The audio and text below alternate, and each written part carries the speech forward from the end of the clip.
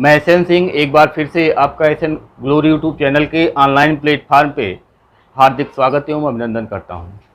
DElEd second semester परीक्षा की तैयारी के क्रम में गणित विषय में आज हम लेकर के आए हैं थर्ड यूनिट में, जहां पे हमको पढ़ना था पूर्ण संख्या, प्राकृतिक संख्या, पूर्ण संख्या, परिमेय संख्या और उसके साथ साथ में जो और संख्याएं होती हैं उसके प्रकारों पे चर्चा हमने कल किया था।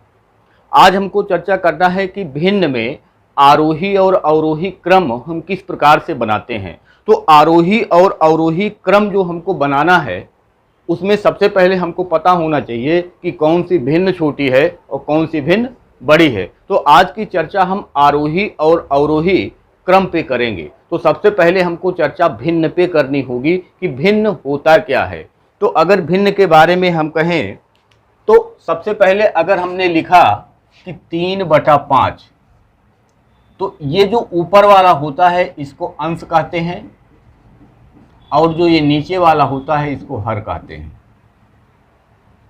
अब ऊपर वाला अंश है, अंश माने भाग होता है, अंश माने भाग होता है, और नीचे हर है, हर का मतलब ये संपूर्ण होता है। तो इसको हम फिर कह सकते हैं कि ये भाग है और ये संपूर्ण है। यानी अगर कहीं पे 3/5 लिखा हुआ है तो आपको ये समझना है कि 5 ये संपूर्ण है। यानी अगर 5 आम है तो 5 आम में से 3 आम, यही 3/5 को रिप्रेजेंट करेगा। अगर कहीं लिखा हुआ है 1/2 तो इसका मतलब ये संपूर्ण, नीचे संपूर्ण है 2 और संपूर्ण का भाग है 1, यानी 1/2 का मतलब 2 में से 1, 2 में से 1। कहीं लिखा हुआ है कि 5 सही 1/3, तो इसको हम लिख सकते हैं 5 × 15 = 16/3। तो इसका मतलब कि 3 का 16 यानी 3 × 5 = 15, यानी 5 गुना से ज़्यादा या इसका भाग है, 5 गुना से ज़्यादा इसका है भाग। देख, भाग का मतलब ये होता है कि जैसे कहीं पे मान लीजिए कि 6 वस्तु है, 6 वस्तु है। अब 6 का अगर हम 1/2 करेंगे तो इसका मतलब कि 6 × 1/2 3 वस्तु मिलेगा। और अगर हम कहें कि 6 का दुगुना, यानी 6 का दुगुना भाग, तो 6 का दुगुना का मतलब 6 × 2, यानी अब 12 मिलेगा। तो ये का मतलब 16/3 का मतलब कि 3 संपूर्ण था, लेकिन जो इसका भाग ऊपर दिख रहा है वह 16 है, यानी 5 गुने से भी ज़्यादा है कि 5 सही 1/3 गुना ये है, 5 सही 1/3 गुना है, यानी 5.33 का गुणा जब हम 3 में करेंगे तो हमको 16 मिल जाएगा। तो नीचे वाले को संपूर्ण और ऊपर वाले को उसका भाग हमको समझना है, यह सबसे महत्वपूर्ण है। दूसरी चीज़ कि अगर मान लीजिए हमको 3/5 और 4/3 ये हमको मिल गया, 2 भिन्न मिल गया। अब पूछा जाए कि इसमें से बड़ा कौन है या इसमें से छोटा कौन है, इस टाइप के प्रश्न अगर पूछे जाएं तो सबसे पहले हम तो ये कर सकते हैं, अगर केवल 2 भिन्न है तो इसमें आसान ये है कि इस तिर्यक गुणा इसका इसमें कर दीजिए और इसका इसमें कर दीजिए। तो 3 का गुणा 3 में करेंगे 9 और 5 का गुणा 4 में करेंगे तो 20। जिसका मान यहाँ ज़्यादा आएगा ये बड़ा भिन्न हो गया और ये छोटा भिन्न हो गया, ये छोटा भिन्न हो गया।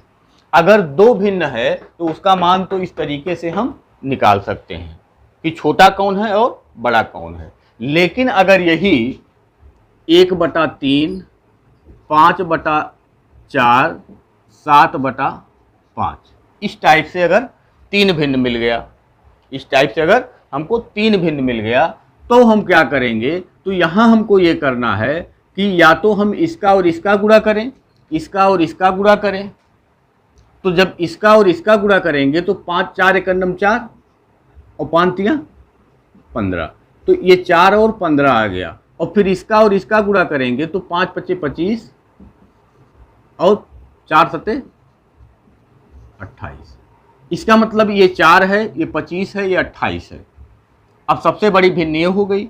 अगर हमको यही क्वेश्चन इस टाइप से लगाना हो कि 1 में 3 का अगर हम भाग देंगे तो जाएगा नहीं, दशमलव लगाएंगे तो 10 हो जाएगा, 3 तिरिका 9, और फिर 1 बचा और फिर 3 तिरिका 9, ये इसका मान आ जाएगा।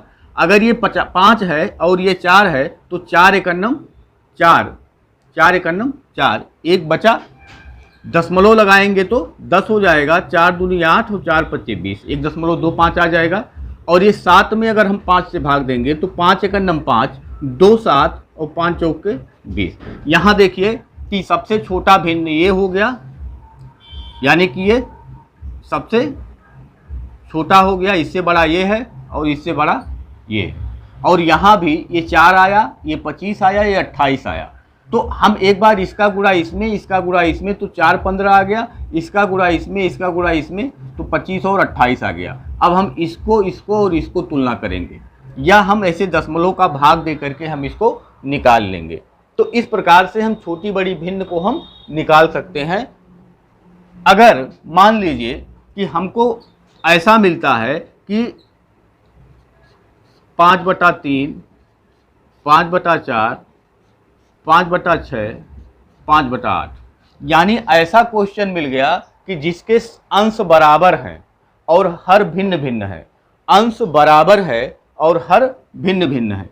तो जब अंश बराबर होगा यानी कि क्या हो रहा है, यहाँ हम कर रहे हैं कि 5 में 3 से भाग दे रहे हैं, 5 में 4 से भाग दे रहे हैं, 5 में 6 से भाग दे रहे हैं, 5 में 8 से भाग दे रहे हैं। तो इसका मतलब ये हुआ कि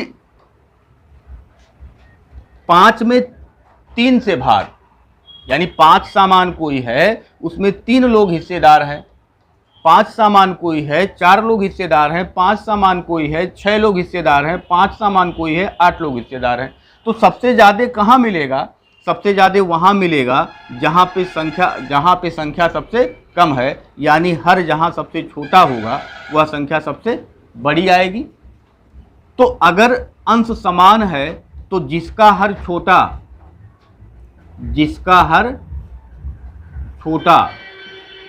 वह संख्या बड़ी।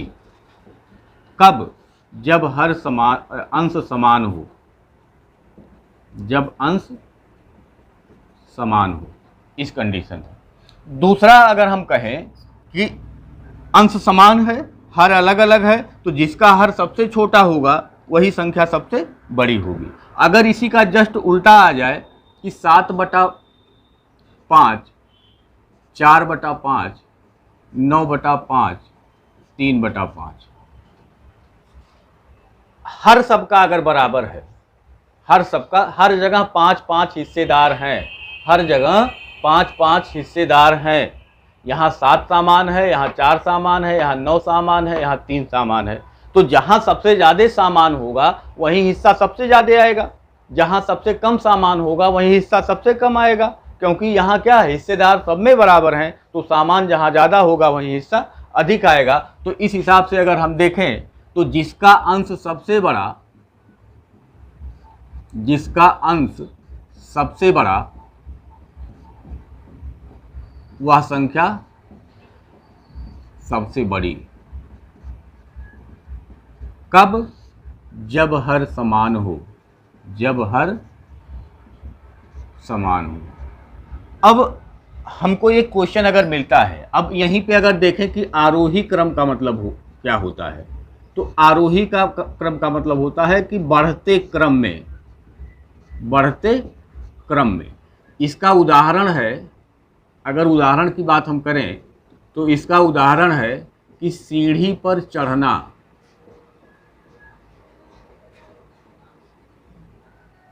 सीढ़ी पर चढ़ने का मतलब, जब हम सीढ़ी पे चढ़ते हैं तो पहले सबसे पहली सीढ़ी, फिर दूसरी, फिर तीसरी, फिर चौथी, फिर 5वीं, फिर 6वीं, फिर 7वीं, फिर 8वीं, फिर 9वीं, फिर 10वीं, इस प्रकार से हम सीढ़ी पे चढ़ते हैं। यानी पहले सबसे कम वाली सीढ़ी पे, फिर उससे ऊपर वाली, फिर उससे ऊपर वाली, फिर उससे ऊपर वाली, तो बढ़ता हुआ जाता है। ये क्रम क्या होता है? आरोही। अगर अवरोही की बात करें तो यही क्रम उल्टा हो जाता है, यानी घटते क्रम में हो जाता है, और ये उदाहरण अगर इसकी बात करें उदाहरण की, तो इसका जो उदाहरण हो जाएगा सीढ़ी से उतरना।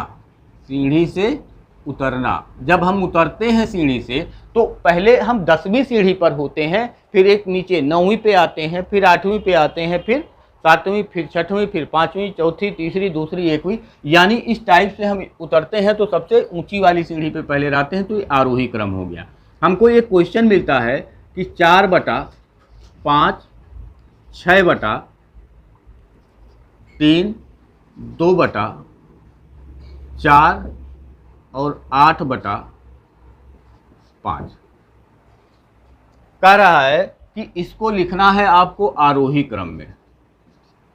आरोही क्रम में, तो अगर हमको आरोही क्रम या अवरोही क्रम में बनाना है तो हमने आपको बताया कि भाग दे लीजिए। 4 में 5 का भाग देंगे नहीं जाएगा, 0.40 हो गया, 5 अट्ठे 40। 6 में 3 से भाग देंगे तो 2 आ जाएगा। 2 में 4 से भाग देंगे नहीं जाएगा, दशमलव लगाए 20 हो गया, 4 पच्चे 20 हो गया। 8 में 5 का भाग, 5 एकन्नम 5, 3 बचा और 5 छक्का 30। अब नीचे हमको क्या मिल गया, 0.8, 2, 0.5, 1.6। आरोही क्रम का मतलब सबसे पहले हमको सबसे छोटा उठाना है, तो 0.8, 2, 0.5 और 1.6 में सबसे छोटा 0.5 है, यानी 2/4। तो सबसे पहले हम लिखेंगे 2/4। उसके बाद इससे बड़ा हमको दिख रहा है 0.8, और 0.8 का जो भिन्न है वो 4/5 है। उससे जो बड़ा दिख रहा है वो 1.6, और इसका जो भिन्न है वो 8/5 है। और लास्ट में जो सबसे बड़ा ये 2 दिख रहा है, इसका जो भिन्न है 6/3। तो ये हमारा क्रम हो जाएगा आरोही क्रम। और इसी को अगर अवरोही क्रम में करना होगा तो सबसे पहले हम इसको लिखेंगे, फिर इसको लिखेंगे, फिर इसको लिखेंगे, फिर इसको लिखेंगे। तो इस प्रकार से हमारा आरोही और अवरोही क्रम कंप्लीट होता है। तो आरोही और अवरोही क्रम में लिखने का सबसे अच्छा तरीका यही है कि आप ऊपर वाले में नीचे वाले से भाग दे करके यहाँ इसको एक संख्या बना लीजिए, और इसी में तुलना करके आप इसको आरोही अवरोही क्रम में आप लिख सकते हैं। अगर मान लीजिए हमसे एक क्वेश्चन पूछता है कि 2/7, 4/3, 5/7 और 6/4 में आरोही क्रम में अवरोही क्रम कर लीजिए, अवरोही क्रम। तो 2 में 7 से भाग जाएगा नहीं, दशमलव लगाएंगे 20 हो जाएगा, 7 दूनी 14, 6 20 होता है, 60 हो गया, 7 छक 42, 7 सत्ते 49, 7 अट्ठे 56। 4 में 3 से भाग देंगे तो 3 एकन्नम 3, 1 बचा, 3 तिरिक्का 9, 3 तिरिक्का 9। 5 में 7 से भाग देंगे जाएगा नहीं, 50 हो जाएगा, 7 छक 42, 7 सत्ते 49 और 7 एकन्नम 7। 6 में 4 से भाग देंगे, 4 एकन्नम 4, दशमलव लगाएंगे 20 हो जाएगा, 4 पच्चे 20। तो हमारा आया 0.21, 1.33, 0.71 और 1.5। अगर हमको अवरोही क्रम में लिखना है सबसे पहले सबसे बड़ा लिखना होगा, और यहाँ सबसे बड़ा जो दिख रहा है 1.5 दिख रहा है, यानी 6/4 ये पहला भिन्न हो जाएगा। इससे छोटा दिख रहा है 1.33, तो 4/3 ये दूसरा भिन्न हो जाएगा। तीसरे भिन्न की बात करें तो यहाँ 0.28 है, यहाँ 0.71 है, तो 0.71 बड़ा है, तो 5/7 हो गया, और लास्ट में 2/7 ये हमारा क्या हो गया, अवरोही क्रम हो गया। तो इस प्रकार से हम आरोही और अवरोही क्रम को व्यवस्थित कर सकते हैं। अगर हमसे मान लीजिए पूछता है कि 5 और 6 के बीच में कितने परिमेय संख्याएं हैं, तो 5 और 6 के बीच में बहुत सारी परिमेय संख्याएं हैं, अनंत परिमेय संख्याएं हैं। इसी प्रकार से पूछता है, अगर ठीक बीच में पूछे तो हम कह सकते हैं कि 5 धन 6/2, 11/2, 5.5, ये एकदम बीच में इसकी संख्या है, एकदम मिडिल में। 5.1, 5.2, 5.3, 5.4, 5.5 सब इसके बीच में ही तो आएगा, इसके बीच में ही आएगा। या 5.01, 5.02, 5.03, 5.04 तमाम परिमेय संख्याएं इसके मिडिल में आएंगी। इसी प्रकार से पूछता है कि 1/2 और 1/3 के मध्य जितने भी परिमेय संख्याएं हैं उनमें से एक ऑप्शन देगा ये परिमेय संख्या है कि नहीं है। तो ठीक बीच में कौन परिमेय संख्या आती है, अगर इसको पूछा जाता है तो 1/2 और 1/3 को जोड़ लीजिए तो ये आ जाएगा 6, 3 2 तिहाई 6, 3 दूनी 6 और इसका मतलब हो गया 5/6 और इसमें 2 से भाग दे दीजिए तो ये हो जाएगा 5 × 1/6 × 2 यानी 5/12। ये ठीक इसके बीच की जो संख्या आएगी वो 5/12 आएगी, ये ठीक मिडिल की संख्या है। या और पूछ सकता है इसी तरीके से। तो हम आगे के वीडियो में चर्चा करेंगे कि दो परिमेय संख्याओं के बीच में कौन संख्या आती है और कौन संख्या नहीं आती है। आज आपको बताया गया कि आरोही और अवरोही क्रम को हम किस प्रकार से व्यवस्थित करते हैं और किस प्रकार से हम इसको लगाते हैं। आज के लिए इतना ही, धन्यवाद।